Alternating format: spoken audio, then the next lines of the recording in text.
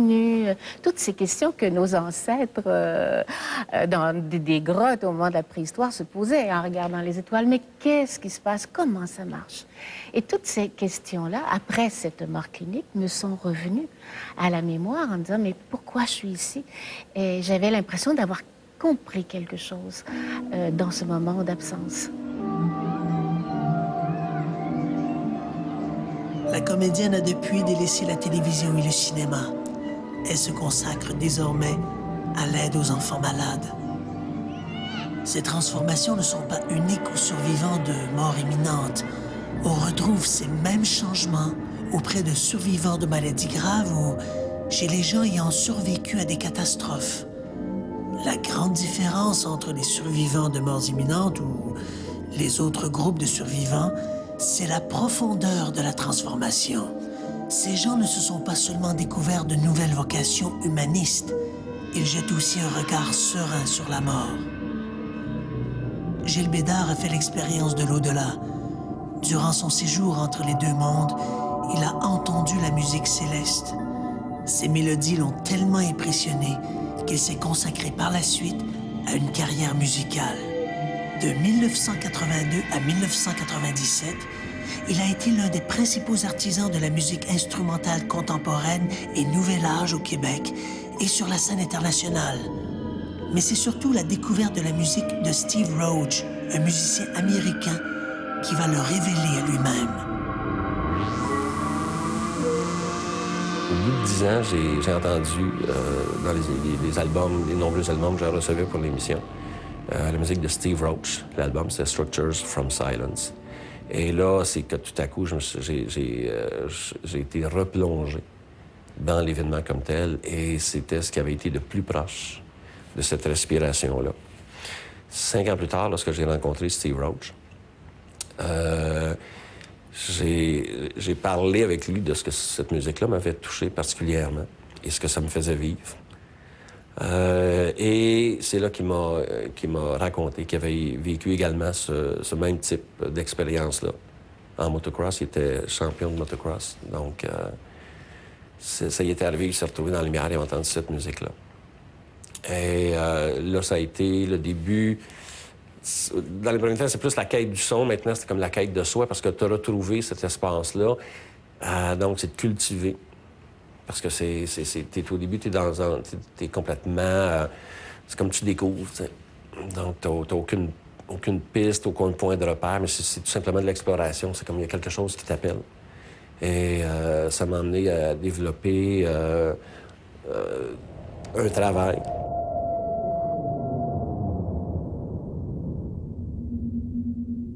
Avec la publication en 1975 de son best-seller « La vie après la vie », le docteur Raymond Moody a ouvert le débat sur la réalité des expériences de mort imminente. Le phénomène a soulevé une telle curiosité populaire que l'élite scientifique n'a eu d'autre choix que de s'y intéresser. 30 ans plus tard, une foule d'hypothèses a été avancée. Ces visions pourraient s'expliquer par des endorphines sécrétées par le cerveau au moment de la mort clinique. Il pourrait aussi s'agir d'hallucinations provoquées par le manque d'oxygène au cerveau ou par l'apport artificiel de drogues psychotropes. Malheureusement, aucune de ces propositions n'explique l'ensemble des phénomènes décrits lors des expériences de mort imminente. Qui plus est, des travaux comme ceux des docteurs Parnia et Fenwick démontrent que ces visions ont une source qui, apparemment, échappe aux sciences neurologiques. Doit-on alors parler de l'âme? Difficile à dire. La réponse pourrait bien plus venir de la philosophie que de la médecine.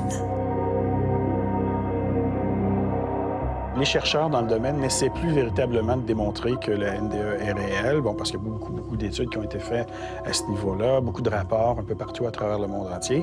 Maintenant, on essaie plus de comprendre les mécanismes, qu'est-ce qui se passe au niveau du cerveau en lien avec ce genre d'expérience-là, quelles sont les conditions qui permettent l'émergence de la NDE. Dans mon laboratoire, par exemple, présentement, on fait une étude où on utilise 2 techniques d'imagerie cérébrale qu'on appelle la résonance magnétique fonctionnelle et l'électroencéphalographie quantitative. Et ce qu'on essaye de faire, c'est d'examiner dans le cerveau qu'est-ce qui est changé chez ces individus-là comparativement à la population générale, par exemple. Et un projet international qui est en train d'être mis sur pied, j'y participe avec le Dr Van Lommel, Pargna, Fenwick, Dr Moody aussi, c'est qu'on veut essayer d'investiguer une population d'individus qu'on sait qui vont vivre un arrêt cardiaque. Donc, il y a des individus qui, bon, par exemple, doivent être opérés, on doit les plonger en état de mort cardiaque, ce dont je parlais tout à l'heure dans le cas de Pam Reynolds.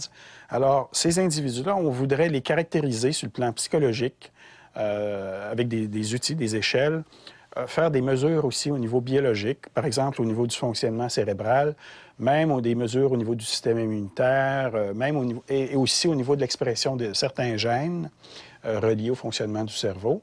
Et on ferait ces mesures-là avant et après l'arrêt cardiaque chez des gens qui ont rapporté la NDE.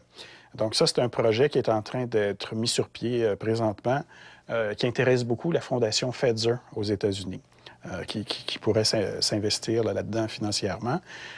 Un autre projet qui est vraiment très important pour la question des rapports esprit-conscience, c'est de démontrer la véracité des perceptions hors du corps en état de mort clinique lorsque le cerveau ne fonctionne plus. Donc, chez la même population d'individus, ce qu'on va faire, c'est qu'on va placer différentes cibles, des cibles électroniques, au niveau de la salle d'opération.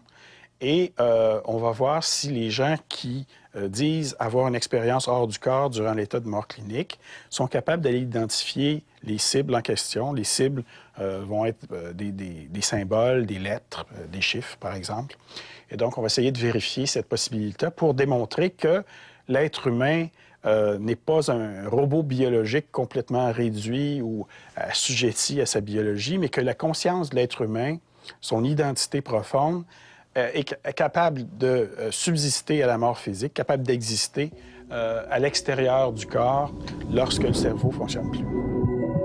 L'étude des morts imminentes se pose à deux niveaux, scientifique et humain. Dans tout ce débat de la NDE, donc ceux qui essaient de voir une vision de l'au-delà et la médecine ou la science qui nous dit que tout ça pourrait être des images créées par le cerveau, on comprend que le phénomène lui-même demeure très attrayant pour le public en général parce qu'il ouvre la porte à une possible survie de l'âme après la mort, et la mort reste notre plus grande angoisse. Dans le plus concret, on peut dire à tout le moins que si on regarde de quelle façon les expérienceurs ont réagi à leur expérience eux-mêmes, bien alors on comprend que si la NDE n'est pas une explication ou une porte nécessairement ouverte sur l'au-delà, elle est peut-être à tout le moins le secret d'une meilleure humanité.